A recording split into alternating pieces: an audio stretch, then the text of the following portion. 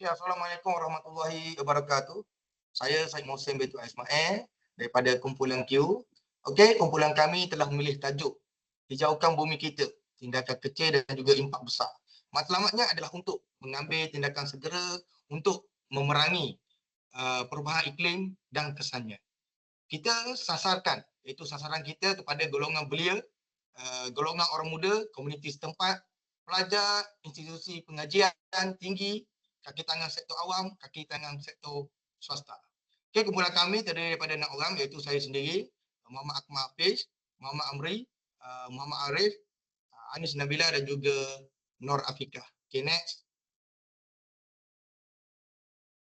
Okay, seterusnya latar belakang berkenaan dengan tajuk yang kumpulan kami pilih, iaitu isu perubahan iklim semakin serius dan mendapat perhatian global. Pada masa kini yang kita sedia lihatlah, perubahan iklim bukan lagi satu isu terpencil, malah telah menjadi kebimbangan utama di peringkat global. Kerana kesannya yang semakin ketara terhadap kehidupan manusia dan kelestarian alam sekitar. Seterusnya, kesannya ketara termasuk peningkatan suhu yang kita sentiasa lihatlah sekarang ni, peningkatan suhu yang orang kata semakin hari semakin teruk lah, iaitu banjir kilat, kemarau dan pencemaran udara. Antara kesan yang jelas dapat dilihat ialah peningkatan suhu yang melampau, kejadian banjir kilat yang kerap, musim kemarau yang berpanjangan serta tahap pencemaran udara yang semakin membimbangkan pada masa kini. Seterusnya, Malaysia juga turut terjejas melalui kenaikan aras laut, hakisan pantai dan ancaman keselamatan makanan. Di Malaysia, perubahan iklim menyebabkan kenaikan aras laut dan hakisan pantai, sekaligus memberi ancaman kepada biodiversiti, keselamatan makanan serta sektor pertanian negara.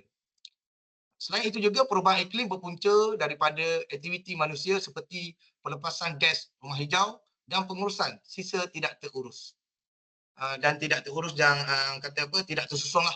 Masa ini banyak berpunca daripada aktiviti manusia seperti pelepasan gas rumah hijau, penggunaan tenaga berlebihan, pengurusan sisa yang tidak bersistematik serta penebangan hutan tanpa kawalan.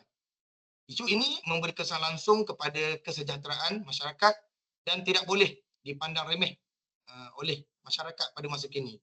Oleh itu, perubahan iklim memberi kesan secara langsung terhadap kesejahteraan masyarakat dan kualiti hidup, menjadikan satu isu serius yang perlu diberikan perhatian serta tindakan segera daripada semua pihak. Okay, next. Cik Afiqah.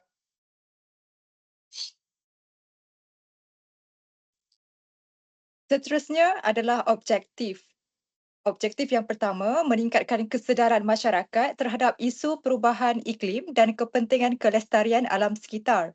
Objektif utama program ini adalah untuk meningkatkan tahap kesedaran masyarakat mengenai isu perubahan iklim yang semakin serius serta kepentingan peranan setiap individu dalam menjaga kelestarian alam sekitar.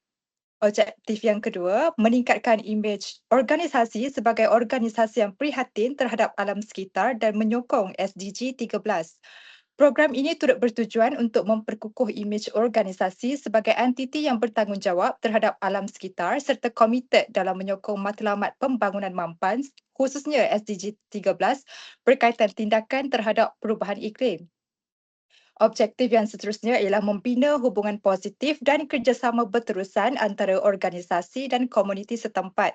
Melalui pelibatan komuniti daripada pelbagai latar belakang, program ini diharap dapat membina hubungan yang harmoni dan berterusan antara organisasi dan masyarakat setempat, sekaligus mewujudkan rangkaian komuniti yang lebih prihatin terhadap isu kelestarian alam. Seterusnya, Saudara Amri.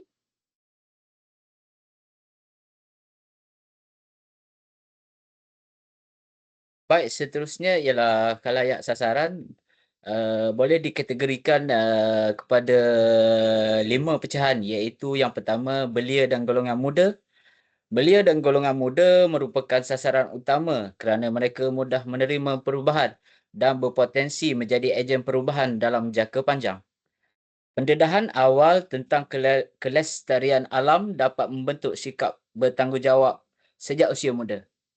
Sebagai contoh, belia mengamalkan penggunaan botol minuman, boleh guna semula, mengurangkan penggunaan plastik sekali guna serta menyertai kempen hijau dan aktiviti sukarelawan alam sekitar. Yang kedua, komuniti setempat. Komuniti setempat disasarkan kerana mereka berhadapan secara langsung dengan kesan perubahan iklim di kawasan tempat tinggal masing-masing. Kesedaran di peringkat komuniti mampu membawa perubahan kolektif yang lebih berkesan. Sebagai contoh, penduduk bekerjasama membersihkan longkang bagi mengelakkan banjir kilat, mengamalkan pengasingan sisa di rumah dan menjaga kebersihan sungai berhampiran kawasan perumahan. Yang ketiga ialah pelajar institusi pengajian tinggi, di mana pelajar universiti berperanan sebagai golongan berpendidikan yang mampu menyebarkan ilmu dan mempengaruhi rakan sebaya serta masyarakat. Mereka juga boleh mengaplikasikan pengetahuan kelestarian dalam tugasan akademik dan projek komuniti. Sebagai contoh, pelajar menjalankan projek Kita Semula di kampus, menganjurkan kempen hijau atau menghasilkan kajian dan inovasi berkaitan alam sekitar. Okey, kategori yang seterusnya iaitu kaki tangan sektor awam. Kaki tangan sektor awam penting kerana mereka terlibat dalam pelaksanaan dasar, perkhidmatan awam juga dan pengurusan organisasi kerajaan. Amalan di sektor ini boleh menjadi contoh kepada masyarakat. Sebagai contoh, dapat mengurangkan penggunaan kertas melalui sistem digital dan menjimatkan tenaga elektrik di pejabat, serta menyokong program hijau yang dianjurkan oleh agensi kerajaan. Dan kategori yang terakhir ialah kaki tangan sektor swasta. Kaki tangan sektor swasta disasarkan kerana sektor ini mempunyai pengaruh besar terhadap penggunaan sumber dan pengurusan sisa. Perubahan kecil di tempat kerja boleh memberi kesan besar kepada alam sekitar. Sebagai contoh, mengamalkan polisi pejabat tanpa plastik, pengurusan sisa yang lebih sistematik dan pelibatan syarikat dalam program tanggungjawab sosial korporat CSR berkaitan alam sekitar. Okey, next Encik Arif.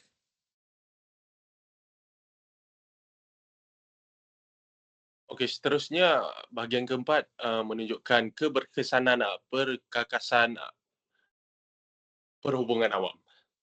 Yang pertama, melibatkan penggunaan email dan media sosial sangat berkesan sebagai media menghebahan kerana ia membolehkan maklumat program disampaikan dengan pantas, tepat dan kepada sasaran yang lebih luas.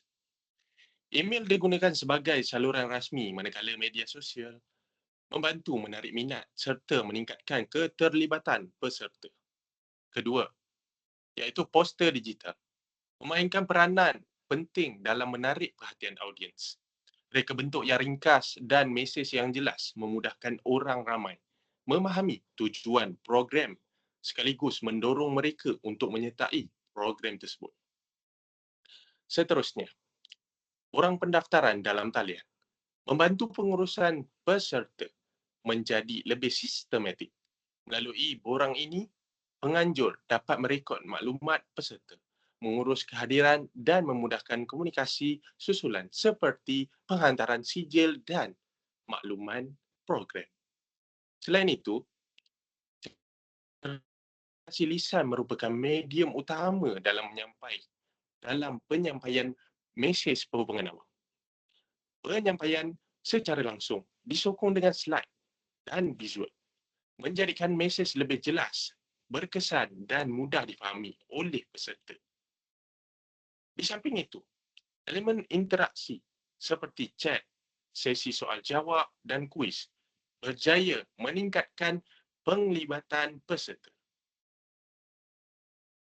Komunikasi dua hala ini menjadikan program lebih hidup, menarik serta memastikan peserta kekal fokus sepanjang sesi berlangsung. Akhir sekali, sijil dan dokumentasi berperanan mengukuhkan imej profesional penganjur.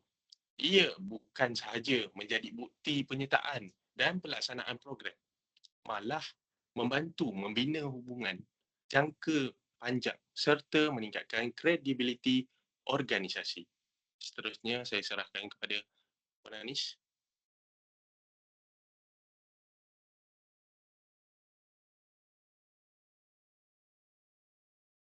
Okay, seterusnya saya akan terangkan penilaian program. Penilaian program yang pertama, maklum balas peserta. Digunakan untuk menilai tahap kepuasan dan penerimaan terhadap program.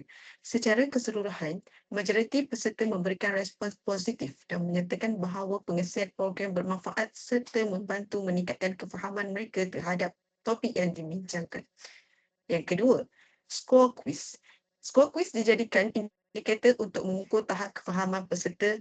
Keputusan kuis menunjukkan kebanyakan peserta memperoleh skor sederhana hingga tinggi, sekaligus membuktikan bahawa penyampaian maklumat semasa program adalah berkesan dan mudah difahami.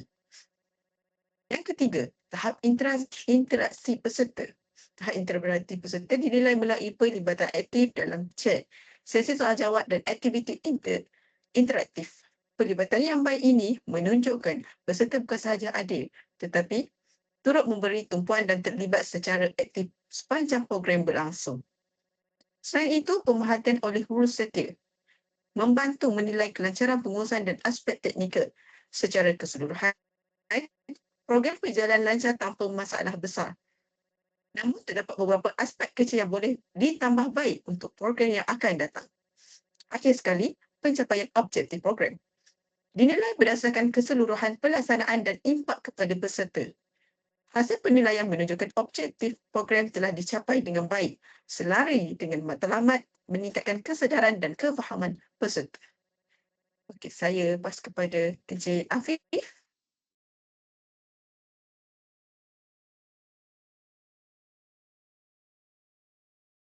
Okey, seterusnya kita pergi ke bahagian lampiran. Setelah penerangan yang telah diterangkan oleh sahabat-sahabat saya tadi, jadi di sini adalah lampiran bagi menunjukkan bukti pelaksanaan program Hijaukan Bumi Kita, Tindakan Kecil Impak yang Besar.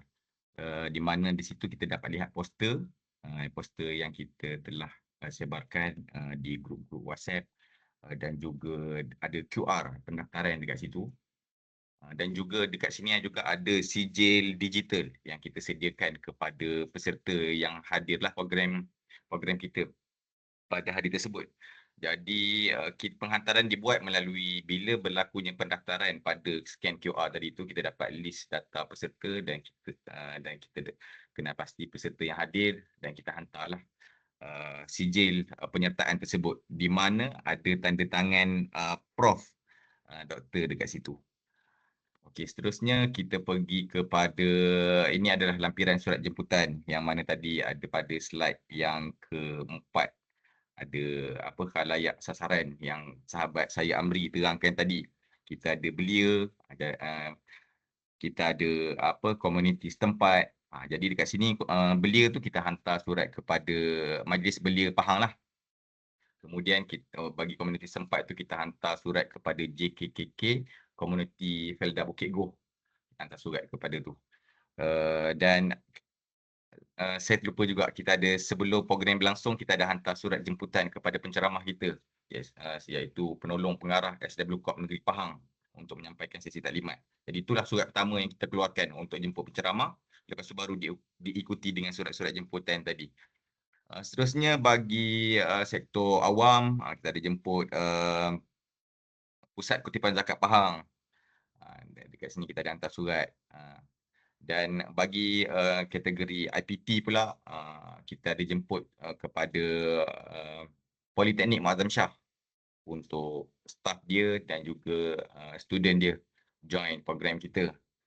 Jadi dan yang terakhir kita ada buat surat jemputan kepada Perbadanan Kemajuan Negeri Pahang. Kita hantar surat untuk buat program ni lah.